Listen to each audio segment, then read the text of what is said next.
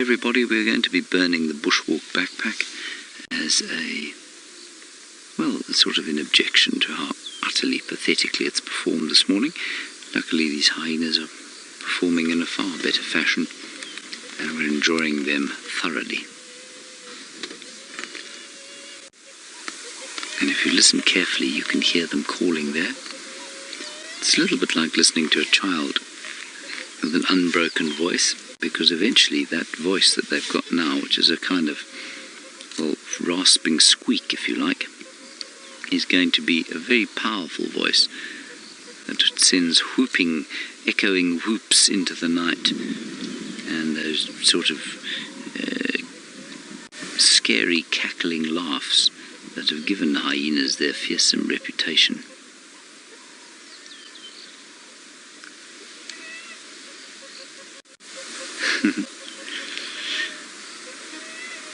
Now, one of the reasons that she's come off to live here, as I've said before, is that she's low ranking, we think.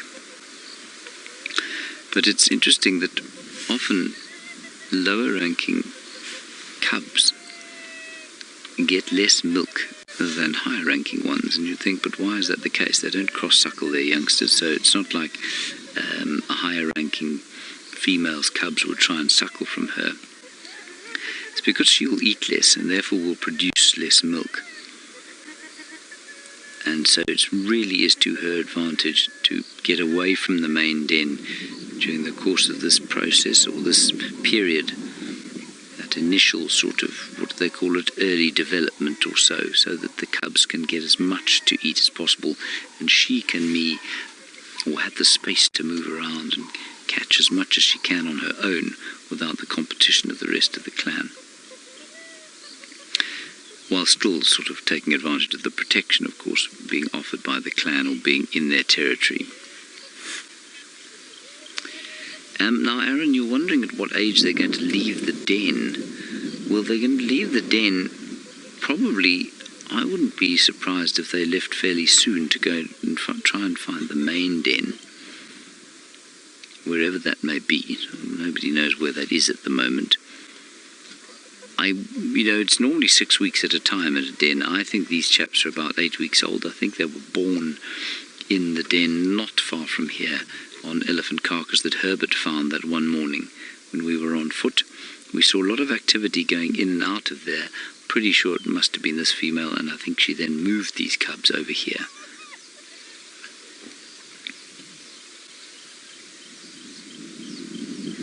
Let's just look behind their tails there and see if they in fact look exactly the same, or if they're obviously different at all. So I don't think it's too long from now that they will move away from this den.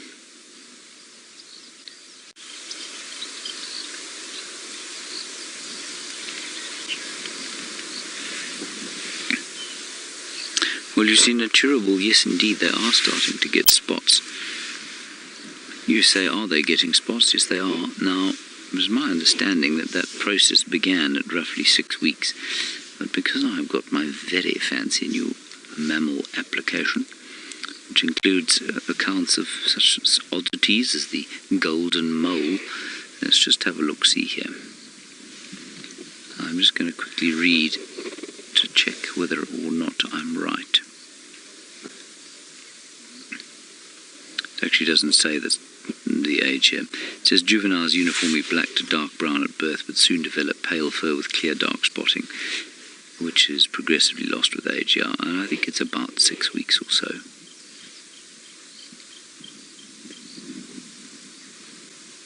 And so I would put these guys at 7 to 8 weeks. And they grow relatively slowly to start with, and eventually that sort of growth will speed up. But they suckle for a huge amount of time in comparison with most. Almost a year.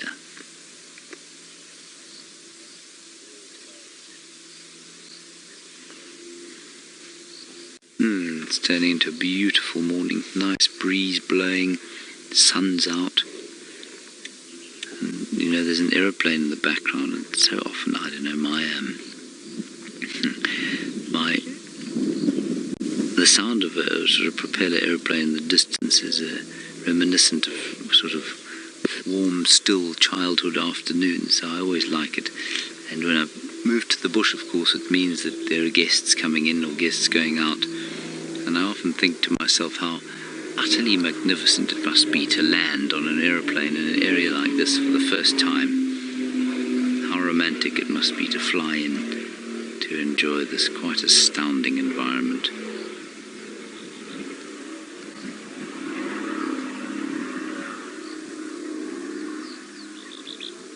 Yes, I'm afraid the best I can do for you is about 6 weeks. Oh, look at that.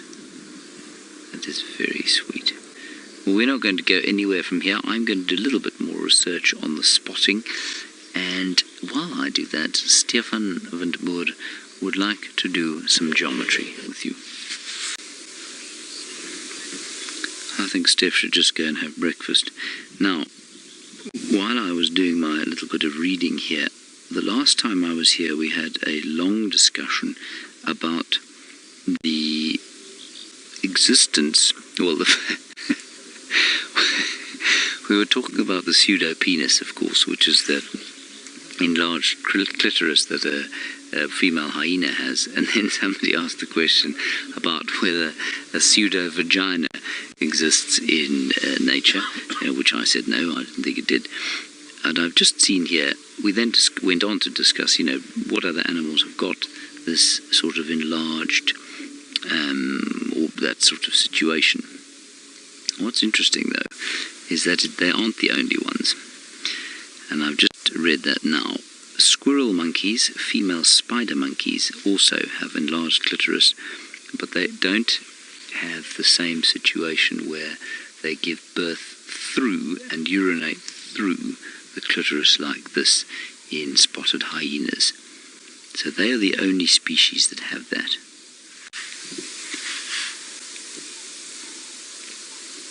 It's quite astounding. All right, let me just keep scrolling through this. And if you are wondering, I'm going to tell you what the app is. It's called the Smithers Mammals of the Southern African Sub-Region, and it is a comprehensively magnificent tome. And I know I'm not supposed to do any advertising, but these are starving academics who've written this book, and it really is the quintessential Southern African mammal text. If you ever want to know animals, about animals from here, this is the good one. Because it was written by starving academics, I don't mind giving them a bit of a sort of a punt, if you like. No, it doesn't say anything about when they start losing their spots. We've definitely seen it, though, over the years, or certainly over the months that we've been around these hyenas. I mean, we've watched little hyenas being born, and 6 weeks or so they start losing it on the head. I also, of course, have lost everything on my head too, and they don't lose their hair, they just use the darkness and they go spotter. Let's just have one last look there. Cody, I missed your question, I'm afraid. Can I have it again, please, Rebecca?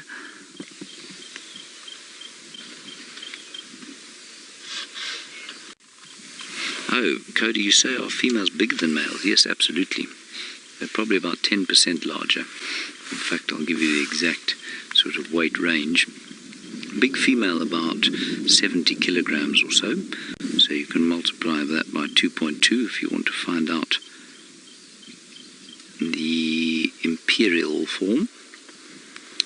And I will tell you that, you see, it's interesting that what was so great about this app that I'm using, yes, females roughly 70 kilograms, males, about 10% smaller, they're about 63 kilograms or so. I'm glad I got that right. It's a long time since I've actually read these figures.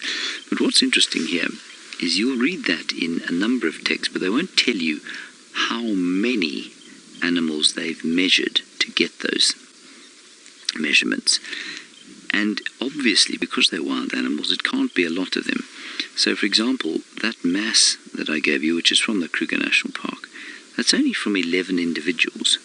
So it's the average of 11 individuals, and with the females, the range is from 55 to 81. So, I mean, some of the females can get up to 81 kilos, and because it's only a sample of, in fact, 9 individuals, oh, look, this is wonderful. It gives you the impression, of course, that, I mean, that's a minute proportion of the population. So, yeah, let's say 70-odd kilos, but it could easily be 75 as the average. It could easily be 65 as the average. Oh, this is just fantastic. Look at this. Going on a little exploratory mission.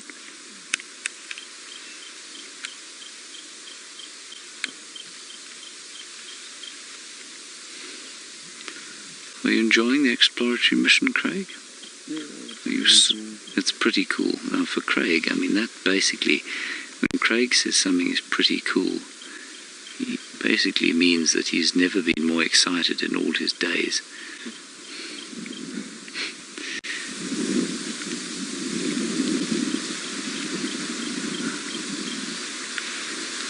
I think that's wonderful.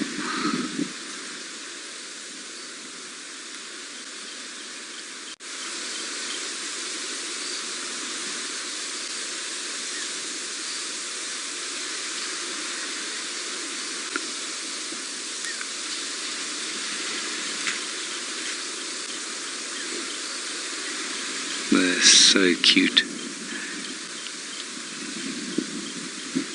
And you can easily see why Jamie, for example, finds these her very favourite animals.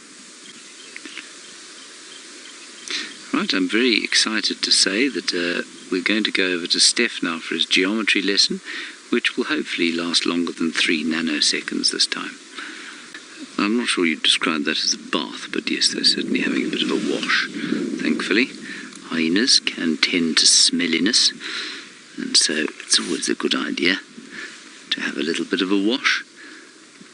And I must tell you that hyenas are, well, a hyena den site is often quite smelly, and it's very unlike the scentless kind of existence that lion cubs live. I remember lion cubs don't have the safety of a den like this, which means that their mothers have to keep them fastidiously clean so that they don't start smelling like rotting meat or fetid rancid milk.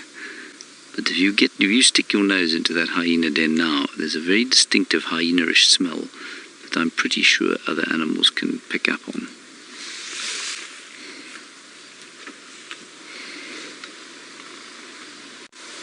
I mean, we're so lucky that we've spent this kind of time with them, I must say. I'm very glad Steph managed to give you his his geometry lesson. And I must confess, that theory that he was talking about, I have often considered myself to be, I've often thought to myself, I'm sure that can't be right.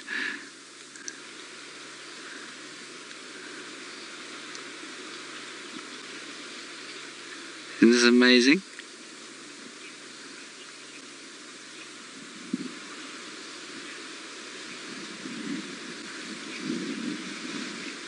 Skip, aged just 11, from Texas. I know you've asked about our hyenas before, so it's great to have you asking questions. You say, what happens to the cubs when they meet the rest of the clan? Skip, life for them will probably not be as easy as it is now. Because their mother is not high-ranking, that means that she's not a sort of leader in the clan. It means that the cubs will fall into the hierarchy. Do you know what hierarchy means, Skip? I'm sure you do. It means kind of the order that they live in. A bit like, you know, when you're at school, you get guys who are older and sort of more higher up, if you like. The same happens here with the hyenas, and that means that when these cubs eventually go back to the dens with them, or meet the rest of the clan, they will fall into that hierarchy, which means they won't be very high-ranking, and it means that they might be bullied a bit by older cubs, and they'll certainly be bullied by cubs that are higher ranking. They'll be okay, but life will be a bit harder for them. Now, if you're a high-ranking female and you give birth to high-ranking cubs, well, then your cubs are going to eat a lot more, and they're also not going to be bullied nearly as much. So skip it. Yeah, look, they'll get used to it. It won't be, they're not going to go through life thinking, oh, how we've had such a tough time, but it will be difficult for them. Let's try and see if we can get one last look, and then we'll carry on. But I think they might come straight back here. I'm just watching the mum now. She might want to go off hunting, and therefore, or not hunting, foraging maybe, and therefore the cubs will go back into the hole. We'll try for one last look around the corner.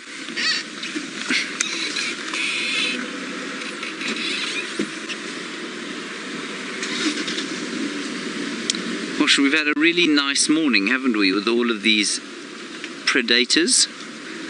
My luck has been tremendously poor over the last few days, and so to have had the leopards and the hyenas, great stuff. Tracks of lions around here as well, but where they've gone I don't know. And I'm going to move very carefully here. Oh, look. Oh, the little ones have now run straight back into the den site. I think that's probably because we came along here and Mum is just a little bit far away for them to be comfortable. I'm not going to move again because she's looking back towards them, almost indicating, that she might think about calling them out. But she might also go all foraging or go for a drink or something like that. She's young, That's not a big hyena. Oh, they're calling her. They're not putting their heads out. Let's see if she calls them back. Isn't it interesting? She's had the same kind of reaction as a human mother would on hearing her own child call or cry. And she's just stopped there in the shade and she's looking back towards them. But instinctually, I think that they think she's too far away from the hole. They don't feel safe, even with her there.